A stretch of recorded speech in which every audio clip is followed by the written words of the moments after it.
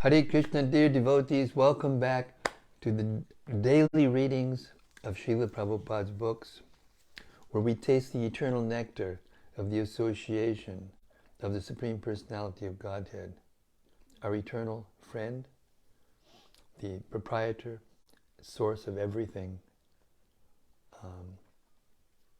Right here in the live studios in Hythe, Kent, out of the way place, but it has become a little haven of Krishna consciousness.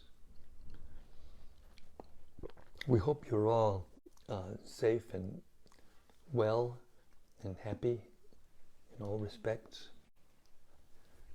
First, let's hear the 5-verse glorification of the Śrīmad-Bhāgavatam by Srila Sanatana Goswami. It's called Śrīmad-Bhāgavata Mahima Stotram. You can find it in the Sri Krishna Lila Stava, a book published by the BBT and translated by Gopi Paranadhana Prabhu, edited by Jayadvaita Maharaj and myself. And these verses comprise verses 412 through 416 of that book. It goes like this. Sarva Shastabdi Piyusha, Sarva Vedaika Satpala, Sarva Siddhanta Ratnaja, Sarva Lokaika Drikprada. O nectar from the ocean of all scriptures, singular fruit of all the Vedas, rich mine of the precious gems of all conclusive truths, you are the only giver of sight to all the worlds. Sarva Bhagavata Prana, Śrīmad-Bhāgavata Prabho, Kali Dvandoditaditya, Shri Krishna Parivartita. O life air of all the Supreme Lord's devotees, O Master, Śrīmad-Bhāgavatam, you are the sun risen in the darkness of Kali. You are the exact image of Shri Krishna. Paramananda Pataya, Prema Varshakshadayate, Sarvada Sarvasevyaya, Shri Krishnaya Namostume. I bow down to you, who are supremely blissful to read. Your every syllable pours down a flood of prema. You can always be served by everyone. You are Shri Krishna himself. Madeka Bando Matsangin, Madguro Manmahadana, Manistadaka Madbhagya, Mad Anandanamostute. My only friend, my constant companion, my spiritual master, my great wealth, my savior, my good fortune, my source of ecstasy, I bow down to you. Asadu, sadhu tadayin, atini chochatakada, hanamunchagadachin mam, premnarit kantayokspura. O bestower of saintliness, O bestower of the saintliness to the unsaintly, O exalter of the most fallen, please never leave me, always appear in my heart and my voice with pure love. Om Namo Bhagavate Vasudevaya. Om Namo Bhagavate Vasudevaya. Om Namo Bhagavate Vasudevaya.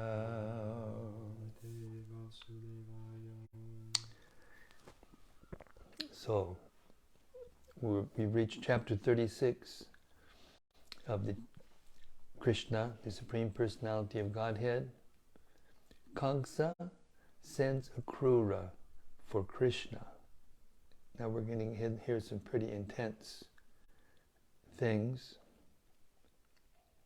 Krishna's Vrindavan Leela is beginning to wind down.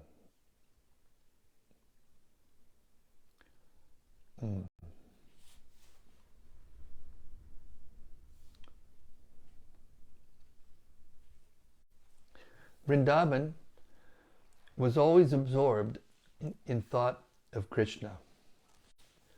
Everyone remembered his pastimes, and was constantly merged in the ocean of transcendental bliss.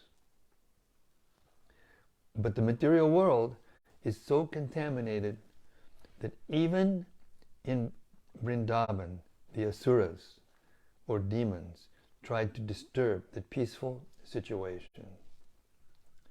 Once a demon named Aristasura entered the village in the form of a great bull with a gigantic body and huge horns, digging up the earth with his hooves. When the demon entered Vrindavan, the whole land appeared to tremble, as if there were an earthquake. He roared fiercely, and after digging up the earth on the riverside, he entered the village proper. The fearful roaring of the bull was so piercing that some of the pregnant cows and women had miscarriages. Its body was so big, stout, and strong that a cloud hovered over its body, just as clouds hover over mountains. Aristasura entered Vrindavan with such a fearful appearance that just on seeing this great demon, all the men and women were afflicted with great fear, and the cows and other animals fled the village. The situation became very terrible, and all the inhabitants of Vrindavan began to cry, "Krishna, Krishna, please save us." Krishna saw that the cows were running away, and he immediately replied, "Don't be afraid, don't be afraid." He then appeared before Aristasura and said, "You lowest of living entities, why are you frightening the inhabitants of Gokula? What will you gain by this action? If you have come to challenge my authority, then I am prepared to fight you." In this way, Krishna challenged the demon, and the demon became very angry by the words of Krishna. Krishna stood before the bull, resting his hand on the shoulder of a friend. The bull proceeded toward Krishna in anger, digging the earth with his hooves. Aristasura lifted his tail. Digging the earth with his hooves, Aristasura lifted his tail, and it appeared that clouds were hovering about the tail. His eyes were reddish and moving in anger. Pointing his horns at Krishna, he charged him just like the thunderbolt of Indra. But Krishna immediately caught his horns and tossed him away, just as a gigantic elephant repels a small, inimical elephant. Although the demon was perspiring and appeared very tired, he took courage and got up. Again he charged Krishna with great force and anger. While rushing toward Krishna, he breathed very heavily. Krishna again caught his horns and immediately threw him to the ground, breaking his horns. Krishna then began to kick his body, just as one squeezes a wet cloth on the ground. Being thus kicked by Krishna, Aristasura rolled over and began to move his legs violently. Bleeding from the mouth and passing stool and urine, his eyes starting from their sockets, he passed to the kingdom of death. The demigods and the celestial planets showered flowers on Krishna for his wonderful achievement. Krishna was already the life and soul of the inhabitants of Vrindavan, and after killing this demon in the shape of a bull, he became the cynosure of all eyes. With Balarama, he triumphantly entered Vrindavan village, and the inhabitants glorified him and Balarama with great jubilation. When a person performs some wonderful feat, his kinsmen and relatives and friends naturally become jubilant. It was after this incident that the great sage Narada disclosed to Kaṁsa the secret of Krishna. Narada Muni is generally known as Deva Darshana, which means that he can be seen only by demigods or persons on the same level with the demigods. But Narada visited Kaṁsa, who was not at all on the level of the demigods, and allowed Kaṁsa to see him. Of course, Kaṁsa also saw Krishna, what to speak of Narada Muni. But unless one sees the Lord or his devotees with purified eyes, one cannot derive the actual benefit. Of course, anyone who associates with a pure devotee derives imperceptible benefit, which is called agyata sukriti. One cannot understand how he is making progress, yet he makes progress by seeing the devotee of the Lord. Narada Muni's mission was to finish things quickly. Krishna appeared in order to kill the demons, and Kaṁsa was chief among them. Narada wanted to expedite things. Therefore he immediately approached Kaṁsa with all the real information. You were to be killed by the 8th son of Vasudeva, Narada told Kaṁsa. That 8th son is Krishna. You were misled by Vasudeva into believing that the 8th issue of Vasudeva was a daughter. Actually, the daughter was born to Yashoda, the wife of Nanda Maharaj, and Vasudeva exchanged his son for the daughter. So you were misled. Krishna is the son of Vasudeva, as is Balarama. Being afraid of your atrocious nature, Vasudeva has tactfully hidden them in Vrindavan, out of your sight. Narada further informed Kaṁsa, Krishna and Balarama have been living incognito in the care of Nanda Maharaj. All the Asuras, your companions, who you sent, all the Asuras, your companions who were sent to Vrindavan to kill different children, were killed by Krishna and Balarama. As soon as Kaṁsa got this information from Narada Muni, he took out his sharp sword and prepared to kill Vasudeva for his duplicity. But Narada pacified him. You are not to be killed by Vasudeva, he said. Why are you so anxious to kill him? Better try to kill Krishna and Balarama. But in order to satisfy his wrath, Kaṁsa arrested Vasudeva and his wife and shackled them in iron chains. Acting on the new information, Kaṁsa immediately called for the Keśī demon and asked him to go to Vrindavan immediately to kill Balarama and Krishna. In actuality, Kaṁsa asked Keśī to go to Vrindavan to be killed by Krishna and Balarama, and thus get salvation. Then Kaṁsa called for his expert elephant trainers, as well as for the wrestlers, Chanura, Mushtika, Shala, Toshala, etc., and told them, my dear friends, try to hear me attentively. At Nanda Maharaj's place in Vrindavan, there are two brothers, Krishna and Balarama. They are actually two sons of Vasudeva. As you know, I have been destined to be killed by Krishna. There is a prophecy to this effect. Now I am requesting you to arrange for a wrestling match. People from different parts of the country will come to see the festival. I will arrange to get those two boys here, and you will try to kill them in the wrestling arena. Wrestling matches are still enjoyed by people in northern India, and it appears from the statements of Śrīmad-Bhāgavatam that 5,000 years ago, wrestling was also popular.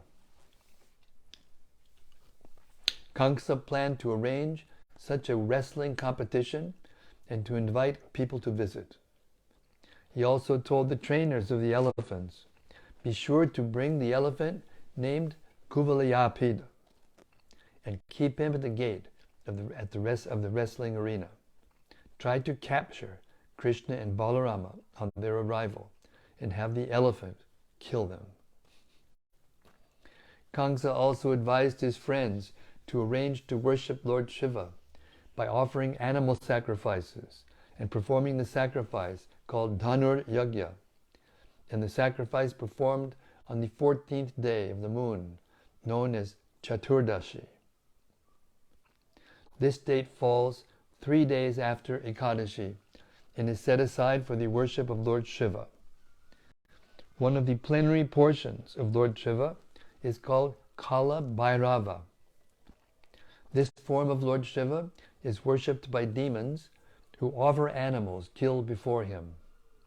The process is still current in India in a place called Vaidyanath Dham, where demons offer animal sacrifices to the deity of Kala Bhairava. Kaṁsa belonged to this demoniac group. He was also an expert diplomat, and so he quickly arranged for his demon friends to try to kill Krishna and Balaram. He then called for Akrūra, one of the descendants in the family of Yadu, in which Krishna was born as the son of Vyāsadeva. Could you close the windows? When Akrūra came to see Kaṁsa, Kaṁsa very politely shook hands with him and said, "My dear Akrūra, actually, I have no better friend than you in the Bhoja and Yadu dynasties. You are the most munificent person. So as a friend, I am begging charity from you. Actually, I have taken shelter of you, exactly as King Indra takes shelter of Lord Vishnu. I request you to go immediately to Vrindavan and find the 2 boys named Krishna and Balarama. They are the sons of Nanda Maharaj. Take this nice chariot, especially prepared for the boys, and bring them here immediately. That is my request to you. Now, my plan is to kill these 2 boys. As soon as they come in the gate, there will be a giant elephant named Kuvaliyapida waiting, and possibly he will be able to kill them. But if somehow or other they escape, they will next meet the wrestlers and will be killed by them. That is my plan. And after killing these 2 boys, I shall kill Vyāsadeva and Nanda, who were supporters of the Vrishni and Bhoja dynasties. I shall also kill my father, Ugrasena, and his brother, Devaka, because they are actually my enemies and are hindrances to my diplomacy and politics. Thus, I shall get rid of all my enemies. Jarasandha is my father-in-law, and I have a great monkey friend named Dvidvida. With their help, it will be easy to kill all the kings on the surface of the earth who support the demigods. This is my plan. In this way I shall be free from all opposition, and it will be very pleasant to rule the world without obstruction. You may know also that Shambhara, Narakasura, and Vānasura are my intimate friends, and when I begin this war against the kings who support the demigods, they will help me considerably. Surely, I shall be rid of all my enemies. Please go immediately to Vrindavan and encourage the boys to come here to see the beauty of Mathura and take pleasure in the wrestling competition." After hearing this plan of Kaṁsa's, Akrūra replied, "My dear king, your plan is very excellently made to counteract the hindrances to your diplomatic activities. But you should maintain equilibrium, for the result of your activities may be fruitful or may not be fruitful. After all, man proposes God disposes. We may make very great plans, but unless they are sanctioned by the supreme authority, they will fail. Everyone in this material world knows that the supernatural power is the ultimate disposer of everything. One may make a very great plan with his fertile brain, but he must know that he will be subjected to the fruits, misery, and happiness. But I have nothing to say against your proposal. As a friend, I shall carry out your order and bring Krishna and Balarama here, as you desire. After instructing his friends in various ways, Kaṁsa retired, and Akrūra went back to his home. Thus ends the Bhaktivedanta purports to the 36th chapter of Krishna. Kaṁsa sends Akrūra for Krishna. And Kaṁsa is about to get the fruits of his activities. Chapter 37. Killing the Keśī demon and Vyomāsura. After being instructed by Kaṁsa, the demon Keśī assumed the form of a terrible horse. He entered the area of Vrindavan with the speed of the mind, his great mane flying and his hooves digging up the earth. He began to whinny and terrify the whole forest. Krishna saw that the demon was terrifying all the residents of Vrindavan with his whinnying and his tail wheeling in the sky like a big cloud. Krishna could understand that the horse was challenging him to fight. The Lord accepted his challenge and stood before the Keśī demon, calling him to fight. The horse then ran toward Krishna, making a horrible sound like a roaring lion, his jaws spread wide open as if to swallow the whole sky.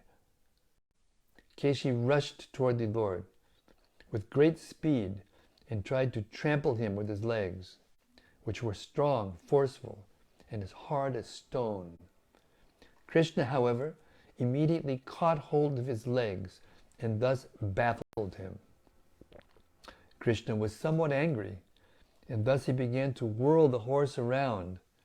After a few rounds, he contemptuously threw him 100 yards away, just as Garuda throws a big snake.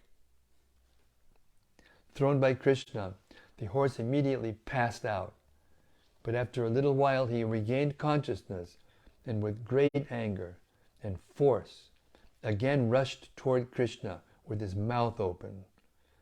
As soon as Keśī reached him, Krishna pushed his left arm within the horse's mouth, and it looked as though a big snake had entered a hole in the field. The horse felt great pain because Krishna's arm felt to him like a hot iron rod. Immediately his teeth fell out. Krishna's arm within the mouth of the horse at once began to expand, and Keśī's throat choked up. As the great horse suffocated, perspiration appeared on his body, and he threw his legs hither and thither. As his last breath came, his eyeballs bulged in their sockets, and he passed stool and urine simultaneously. Thus the vital force of his life expired. When the horse was dead, his mouth became loose, and Krishna could extract his arm without difficulty. He did not feel any surprise that the Keśī demon was killed so easily, but the demigods in the sky were amazed, and out of their great appreciation, they offered Krishna greetings by showering flowers. After this incident, Narada Muni, the greatest of all devotees, came to see Krishna in a solitary place and began to talk with him. "My dear Lord Krishna," he said, "you are the unlimited Supersoul, the supreme controller of all mystic powers, the Lord of the whole universe, the all-pervading personality of Godhead. You are the resting place of the cosmic manifestation, the master of all the devotees, and the Lord of everyone. My dear Lord, as the supersoul of all living entities, you remain concealed within their hearts, exactly as fire remains concealed in every piece of fuel. You are the witness of all the activities of the living entities, and you are the supreme controller within their hearts. You are self-sufficient. Before the creation, you existed, and by your energy, you have created all the material elements. According to your perfect plan, this material world is created by the interaction of the modes of nature, and by you it is maintained and annihilated. Although you are unaffected by all these activities, you are the supreme controller eternally. My dear Lord, you have advented yourself on the surface of this earth just to kill all these so-called kings who are actually demons. These hobgoblins are cheating people in the dress of the princely order. You have advented yourself to fulfill your own statement that you come within this material world just to protect the principles of religion and annihilate unwanted miscreants.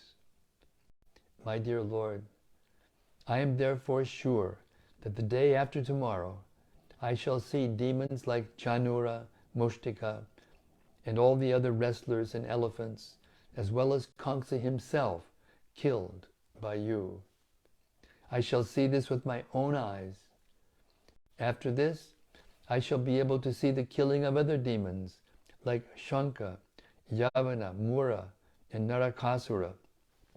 I shall also see how you take away the Parijata flower from the kingdom of heaven, and how you defeat the King of Heaven himself.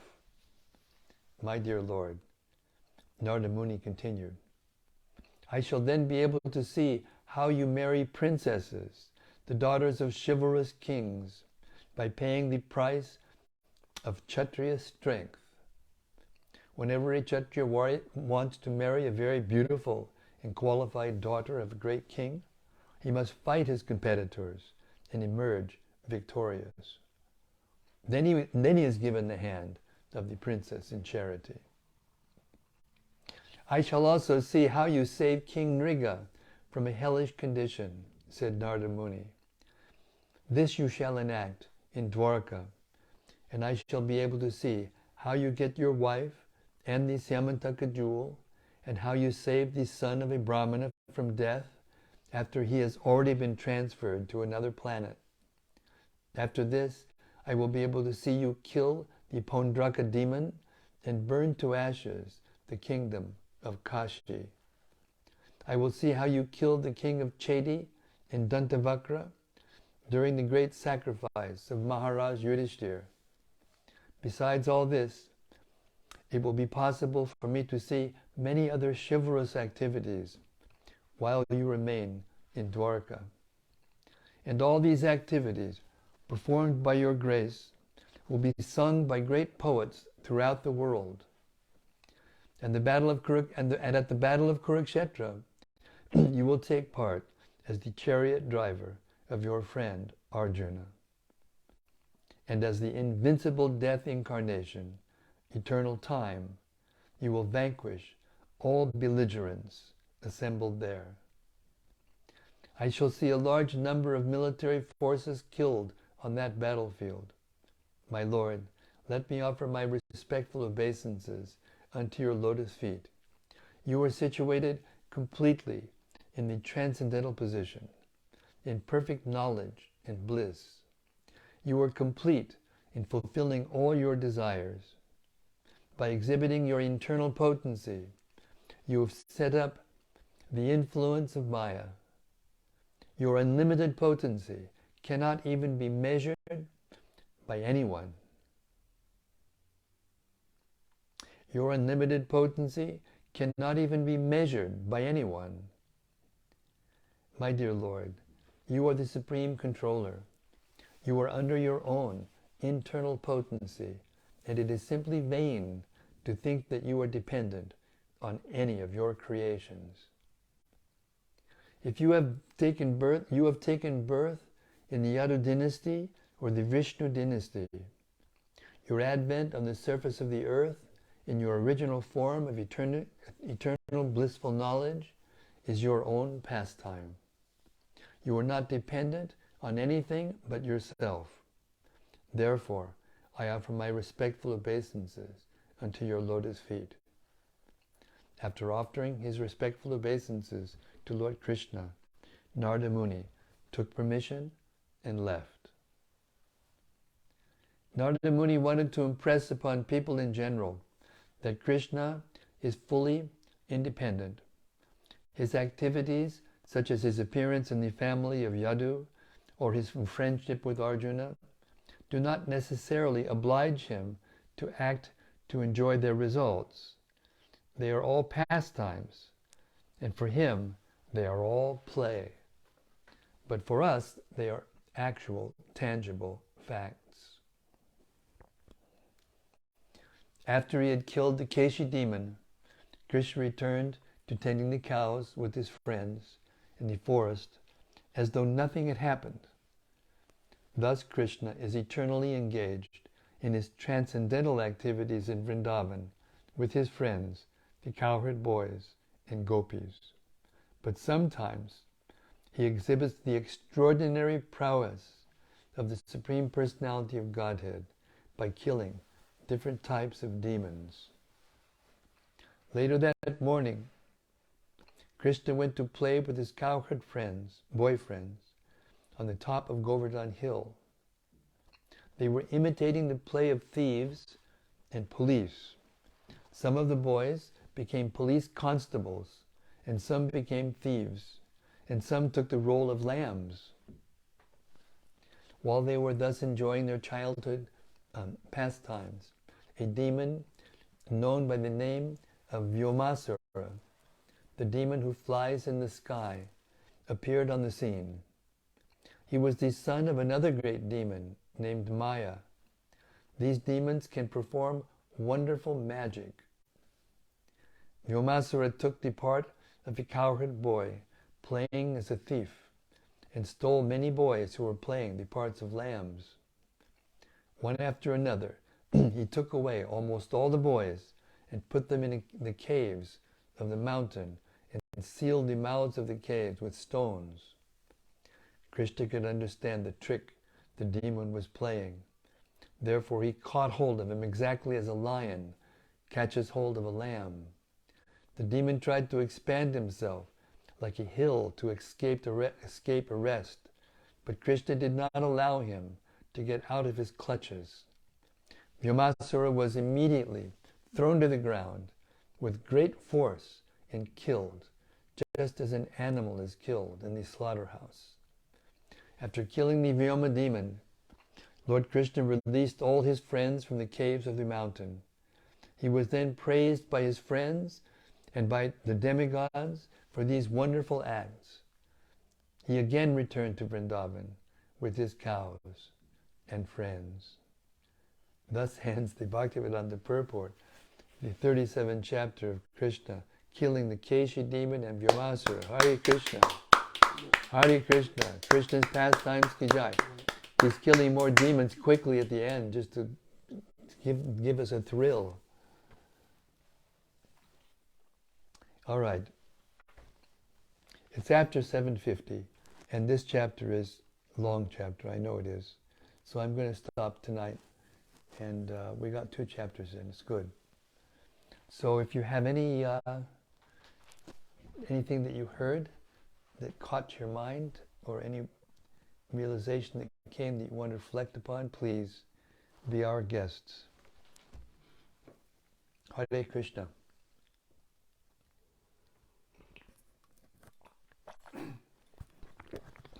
First, there's something from Braj Balaba. Hey Braj, Hare Krishna. He says, Hare Krishna We're Maharaj. warming things up over here for you. Actually, Hare Krishna, please accept my humble obeisances. All glories to Śrīla Prabhupāda. Jai, glories to Prabhupada. Back again for the daily readings. This format of just you reading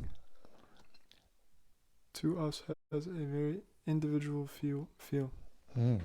I am encouraged and always engaged when tuning in. Oh, that's nice. That's nice to hear.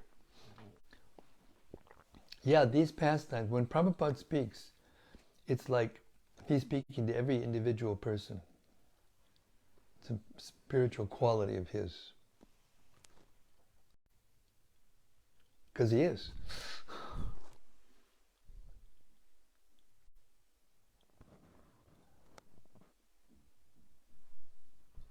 Next is from Yaduttama.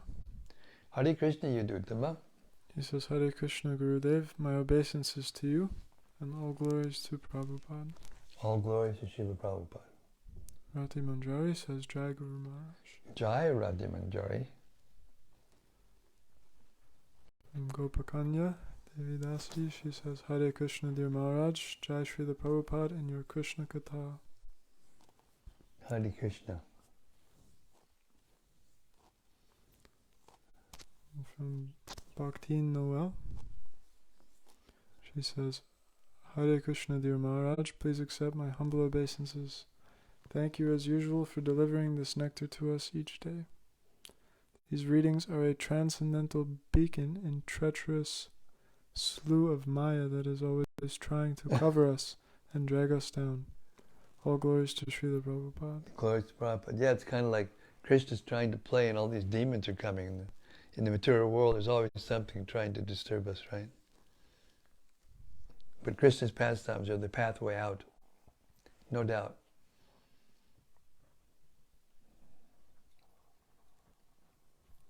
It's from Lion's Heart Christopher. Lion's Heart Christopher. Well, that sounds like a far-out name. Maybe that's his address, his email address. He says, Hare Krishna. Hare Krishna. From Bhaktivedanta. Haribol Bhaktivedanta. He says, Hare Krishna Maharaj, thanks for another transcendental reading. I feel so grateful to yourself and Srila Prabhupada for bringing us to Vrindavan each day. I read today in the Bhagavatam purports about how Krishna had to make a lake filled with water from all the holy rivers to cleanse himself of the sin of killing a bull. Yes. Would absolutely love to hear a little about this pastime from you, Maharaj. Well, you know, when this place where Aristasha was killed, obviously it's a special place because Krishna killed a demon there. But the gopis, especially Radharani, she was very upset that Krishna had killed the bull. And so she told him, she said, no, you killed the bull, this is very sinful. Don't touch me. You know, you have to purify yourself before we have any pastimes together. And so Krishna, he said, well, he kicked his foot in the ground. By kicking his foot in the ground, he dug, and he made a place, like a hole. And then he called he said, why should I go? She said, you should go to all the pilgrimage places all over the world and take bath in all of the holy places. Then you maybe then you'll be purified and we can have our pastimes again. And he said, why should I go all over the world to all the holy places? I will call them all here. And then he dug up the ground and then, sure enough, it filled up with water. And, you know, the gopis said, no, you just happened to hit your foot and hit a spring or something, the water came. This is done. What's the proof? So then, all the pilgrimage places personified came to Radharani and begged, oh yeah, sorry, I left something out. And then Radharani, when she saw that, she said, I will have to have a kund also. You know, you'll see. And she got all the gopis to dig with their bangles, and they dug a kund right next to Krishna's kund that he had just created. And Krishna said, well, you know, I'll put the water from my kund into your kund. She said, no, you know, you're contaminated. And so then she had all the girls go to, I think it was Manasi Ganga, and carry the water. And she was going to fill it up with the water from Manasi Ganga. And then all the holy places came to Radharani, and they just begged her, please, we want to fill your kund. And she agreed, and then the water went from the kund, that's the Sangam, right, where Radha Kund was filled up from Krishna Kund. Hare Krishna. But you know, just like time covers everything, time causes all of us to forget. And after a long time, just before Chaitanya Mahaprabhu, before Krishna came again as Chaitanya Mahaprabhu, the kundas were lost. No one even knew where they were. And it was Lord Chaitanya who found them. They were 2 little ponds in a paddy field. And he went there when he visited Vrindavan, and he bathed there and revealed to everyone that this was Radha Kund, Shama Kund. Later on, Raghunath Das Goswami excavated it.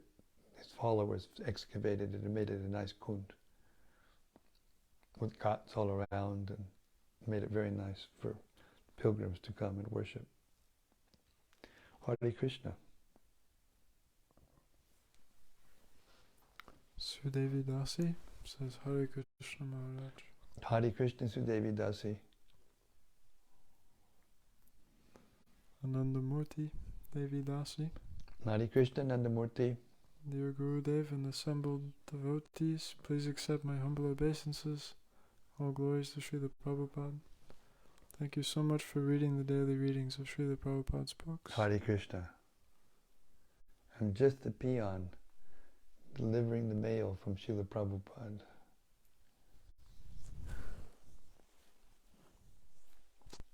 From Rati Manjari. She says, Dear Guru Maharaj, please accept my respectful obeisances. Indeed, lovely to have you read to us again and again. I loved hearing how when Aristasura ran towards Krishna, he was resting his arm on the shoulder of a friend. I was thinking how nice that Krishna's friend had so much faith in Krishna that he did not run away from this angry demon, but was waiting to see how Krishna would deal with him. Well, there's a story. I'm not sure if this applies exactly, but when Kaṁsa asked Keśī to go and kill Krishna, at the same time he told Keśī what Krishna looked like, how he was dressed, you know. So meanwhile, Madhumangal, one of Krishna's dear friends, went to Krishna and he said, would you mind if I borrowed your clothes? Because if I go door to door in your clothes, I'm sure that I will get a lot of sweets when I go begging. So Krishna laughed and he said, okay, you can take them. So when the Keśī demon came, this is in one of our previous Acharya's books, commentaries rather, Keśī mistook Madhumangal for Krishna because he was dressed like Krishna. So he went charging towards him. It could be that that was the devotee that he had his arm, Krishna had his arm around, or on when he charged him. Hare Krishna. One more thing from Rati Manjari. He says, another thing which struck me was that Kaṁsa, who was himself a deceitful demon, had so much faith in the shocking news which Narada Muni told him that he did not even check his story, but ran right into action. Yeah. That's Narada's potency.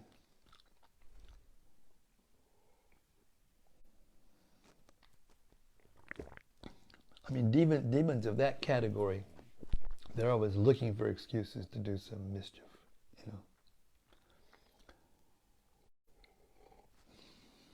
know. From Vilas Manjari. Hare Krishna, is this Vilas Manjari from Sydney? Yes. Fantastic. Nice to have you aboard again. She says, Dear Maharaj, please accept my humble obeisances. Krishna heard from Narada that he is about to leave Vrindavan, but he doesn't seem to display any sadness or say anything about it. He listens and goes back to playing with his friends. Is this an example of his supreme renunciation, detachment, or is it because he never actually leaves and his pastimes go on always?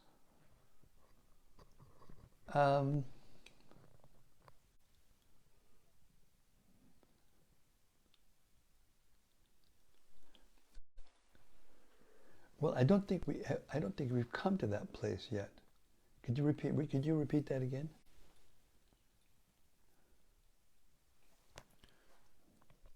Krishna heard from Narada that he is about to leave Vrindavan, but he doesn't seem to display any sadness. When Krishna told, okay, I missed that part. I'm sorry, I missed that part.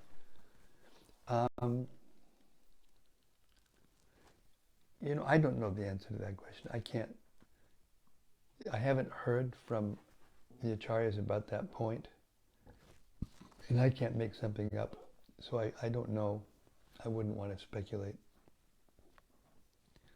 It is Krishna's pastime, and it's a fact that Krishna never leaves Vrindavan. It's a fact that Krishna expands himself when he goes to Mathura,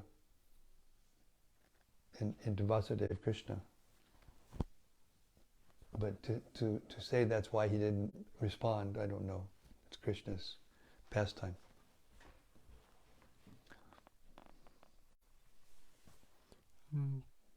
Bhaktivedanta says, thanks for the nectar, Maharaj. Thank you, Bhaktivedanta, for being here. Hare Krishna. Thank you, everyone. Thanks, everyone, for being there and allowing me the privilege of reading Prabhupada's books, especially this Krishna book. I'm having just a wonderful experience by reading this book out loud, like I am. Yeah. I think it's my favorite book of all books, because Prabhupada's way of expressing things is so sweet and simple and pure and transparent to the emotions that it comes through loud and clear. Doesn't it? I think so. Sri Krishna, the Supreme Personality of Godhead ki jai. Samaveta Bhaktivinoda ki jai.